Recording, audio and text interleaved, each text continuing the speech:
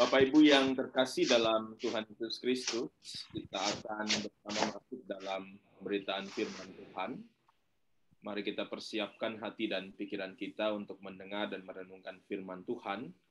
Kita memohon bimbingan Tuhan lewat doa. Mari kita berdoa. Tuhan, di pagi hari ini, kami anak-anak-Mu sebagai warga jemaat di GPIB Air Hidup Kamal, bersyukur karena boleh dikumpulkan kembali dalam persekutuan ibadah.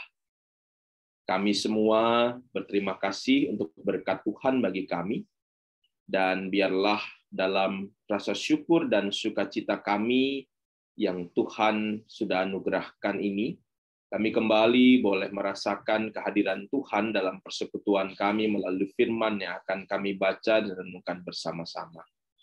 Hadirlah bersama firman-Mu, berkati kami semua ya Tuhan, karena kami menyadari kami membutuhkan firman-Mu untuk menopang dan menguatkan kami menjalani kehidupan kami.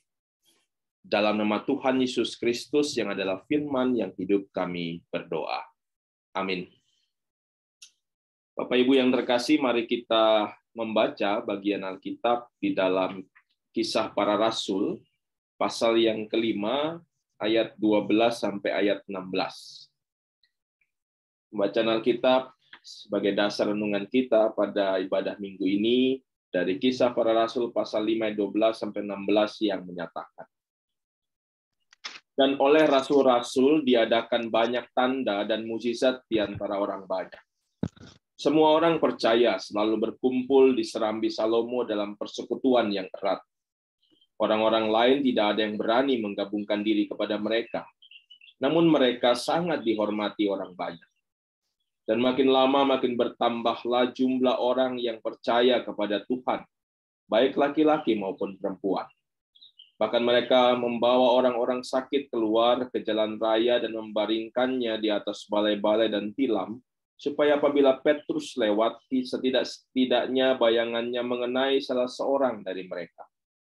Dan juga orang banyak dari kota-kota di sekitar Yerusalem datang berduyun-duyun, serta membawa orang-orang yang sakit dan orang-orang yang diganggu roh jahat. Dan mereka semua disembuhkan. Demikianlah pembacaan Alkitab.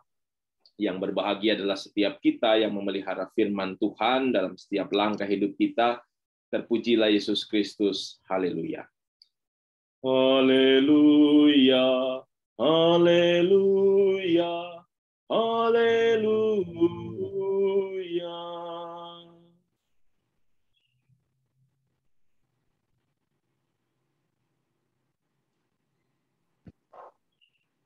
Bapak Ibu yang terkasih, saat saya membaca bagian firman Tuhan ini, saya jadi teringat beberapa waktu belakangan ini ada sebuah fenomena yang muncul dalam kehidupan masyarakat di Indonesia, khususnya di kota Balikpapan, Kalimantan Timur. Fenomena yang muncul dari seorang pendeta atau pastor yang bernama Andi Simon. Mungkin Bapak Ibu juga pernah mendengar nama ini. Nama ini cukup banyak di media-media online dengan berbagai macam pemberitaan, dan pastor ini menjadi sebuah fenomena karena beliau diberitakan di sana bisa menyembuhkan banyak orang. Jadi banyak orang datang ke Balikpapan, ke tempat beliau, bahkan dari berbagai daerah, bukan cuma di sekitar Balikpapan atau Kalimantan Timur, bahkan juga dari pulau-pulau yang lain, datang ke sana, mengantri, begitu, karena mereka mengharapkan kesembuhan. Dan banyak orang juga disembuhkan oleh sang pastor. Namun ternyata hal ini kemudian menimbulkan pembicaraan di berbagai oleh beberapa orang, begitu ya, bahkan beberapa orang pendeta itu mendiskusikan hal ini. Bahkan ada yang juga merasa ini bukan hal yang benar. Ya, saya nggak mau kemudian terlibat dalam perdebatan itu, tetapi yang jelas bahwa apa yang dilakukan oleh Pastor Andi Simon itu boleh dikatakan dapat dikerjakan oleh Tuhan melalui banyak orang. Pada saat seorang pendeta bisa menyembuhkan banyak orang yang mungkin kita kenal dengan istilah mukjizat begitu. Kita percaya bahwa Tuhan mampu melakukan itu semua. Tuhan bisa melakukan itu semua. Setiap orang bisa dipakai Tuhan juga untuk menjadi saluran berkat, untuk bisa melakukan banyak perkara-perkara besar, banyak hal-hal besar dalam kehidupannya. Nah, hal ini juga yang kemudian diperlihatkan di dalam pembacaan firman Tuhan pada hari ini. Kita lihat bagaimana dikatakan di awal di ayat 12, para rasul dia mengadakan berbagai macam tanda dan mukjizat. Rasul-rasul yang pada saat itu memang ada dalam sebuah suasana di sekitar hari Pentakosta, mereka merasakan bagaimana Roh Kudus dicurahkan dalam diri mereka, dalam kehidupan mereka, sehingga mereka bisa dimampukan Tuhan dengan Roh Kudus melakukan juga banyak hal. Tanda-tanda dan juga mukjizat-mukjizat mereka lakukan. Bahkan dikatakan di sini, kalau kita lihat dalam bacaan firman Tuhan, di ayat 15, begitu ya, di situ dikatakan di kalimat terakhir, apabila Petrus lewat setidak-tidaknya bayangannya mengenai salah seorang dari mereka. Jadi kita lihat bagaimana mukjizat dan tanda-tanda yang begitu hebat dilakukan para rasul, khususnya Petrus yang disebutkan di situ, begitu ya, yang hanya karena bayangannya saja lewat, orang bisa merasakan kesembuhan. Tidak perlu dipegang, tidak perlu didoakan, tidak perlu kemudian diperlakukan dengan perlakuan-perlakuan yang mungkin seperti biasa kita lihat, tapi dikatakan hanya dengan bayangan saja mereka merasa itu bisa memberikan kesembuhan. Jadi bagaimana mukjizat-mukjizat yang luar biasa benar-benar terjadi dalam kehidupan umat pada saat itu, yang dilakukan oleh para rasul yang memang sudah merasakan anugerah Tuhan karena tercurahnya Roh Kudus dalam diri mereka. Jadi bagaimana kuasa Tuhan itu dinyatakan, bagaimana Tuhan memberikan kuasa-kuasa itu kepada rasul melalui Roh Kudusnya benar-benar disaksikan dan juga benar-benar dimunculkan dalam bacaan firman Tuhan pada hari ini. Nah, tentunya kita semua bisa merenungkan ada maksud dan tujuan Tuhan saat Tuhan kemudian memampukan para rasul ini untuk membuat tanda dan mukjizat itu. Saya mencoba untuk mengajak kita merenungkan tujuan apa yang sebenarnya Tuhan berikan kepada banyak orang, kepada umat Tuhan, bahkan kepada banyak yang hadir di sana yang belum mengenal Tuhan, yang belum percaya. Karena kita lihat memang banyak orang memang awalnya belum percaya, tetapi kemudian dikatakan juga di ayat yang ke-14 makin banyak setiap hari begitu. Jadi setiap waktu akan terus bertambah. Nah, tentunya ada maksud dan tujuan Tuhan saat Tuhan memang memperlengkapi, memuatkan, memampukan para rasul ini untuk bisa melakukan tanda dan mukjizat. Saya mencatat dari perspektif saya begitu, dari sudut pandang saya ada 3 hal yang menjadi tujuan Tuhan berdasarkan apa yang saya baca dalam perikop bacaan ini. Yang pertama, Bapak Ibu, berkaitan dengan apa yang dikatakan dalam ayat 12. Di sana dalam kalimat yang kedua dikatakan semua orang percaya selalu berkumpul di serambi Salomo dalam persekutuan yang erat. Jadi waktu itu ini kebiasaan jemaat mula-mula ya. Kalau dalam bahasa Jawa itu kan ada istilah mangan orang mangan asal ngumpul gitu ya.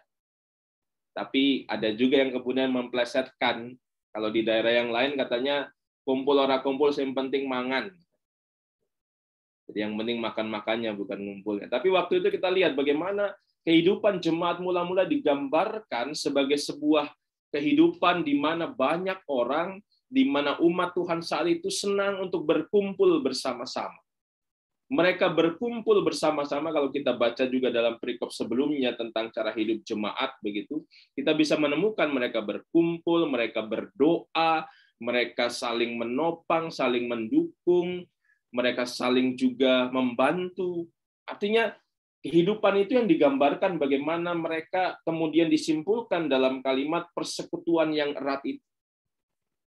Jadi kalau gambaran persekutuan yang erat, mungkin kita bisa kemudian melihat bagaimana gambaran itu digambarkan dalam perikop di pasal sebelumnya, pasal 4 Kisah Para Rasul, mulai ayat 32 sampai selanjutnya tentang cara hidup jemaat itu. Bagaimana persekutuan yang erat itu digambarkan sebagai persekutuan di mana mereka sehati, sejiwa, segala kepunyaannya menjadi milik bersama. Artinya mereka nggak mau melihat orang lain atau saudaranya itu susah. Mereka mau bahwa mereka harus saling memperhatikan. Mereka harus saling menolong, saling menopang, tidak hanya mengurus dirinya sendiri. Jadi itu gambaran umat Tuhan pada saat itu. Mereka memiliki persekutuan yang erat, dan itulah tujuan yang diinginkan Tuhan untuk terjadi dalam kehidupan persekutuan jemaat pada saat itu.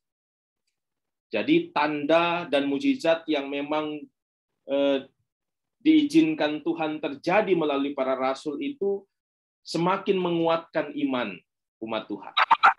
Jadi artinya dengan munculnya tanda-tanda mujizat, orang semakin melihat bahwa mereka punya Tuhan yang berkuasa, mereka semakin diyakinkan bahwa Tuhan adalah Tuhan yang memang benar-benar bisa mereka pegang sebagai pegangan hidup, dan akhirnya itulah yang membuat mereka berkumpul bersama-sama dalam iman kepada Tuhan. Jadi persekutuan itu semakin erat karena mereka melihat bagaimana Tuhan selalu berkarya, bagaimana Tuhan selalu menyatakan kuasanya melalui para rasul dengan tanda dan mukjizat itu. Jadi melalui tanda mukjizat ini Tuhan ingin bahwa setiap orang yang ada dalam persekutuan itu semakin kuat, semakin meyakini, semakin beriman kepada Tuhan.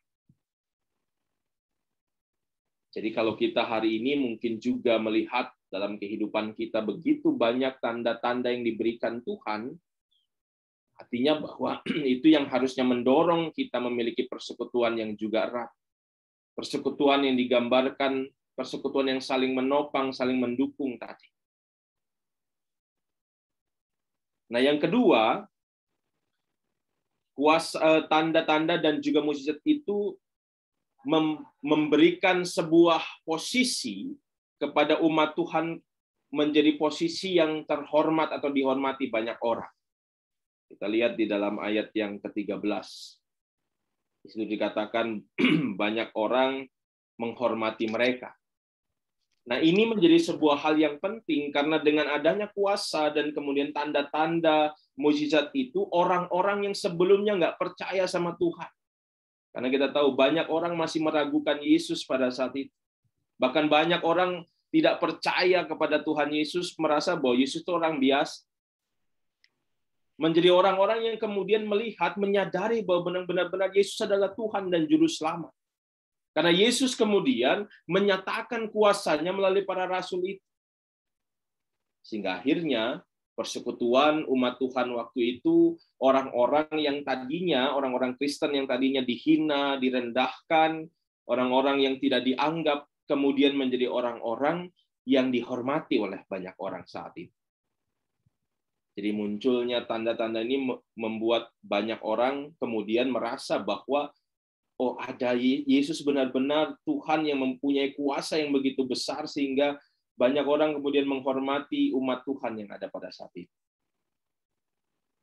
Nah, yang ketiga, Bapak Ibu Saudara, tanda dan mukjizat itu dibuat kalau berdasarkan ayat yang ke-14 yang berbicara bahwa semakin banyak orang mengenal dan percaya kepada Tuhan, artinya tujuan Tuhan juga untuk bisa menyatakan tanda dan mukjizatnya melalui para rasul adalah untuk bisa memperkenalkan dirinya, memperkenalkan kuasanya, dan kemudian membuat orang akhirnya bisa percaya kepadanya.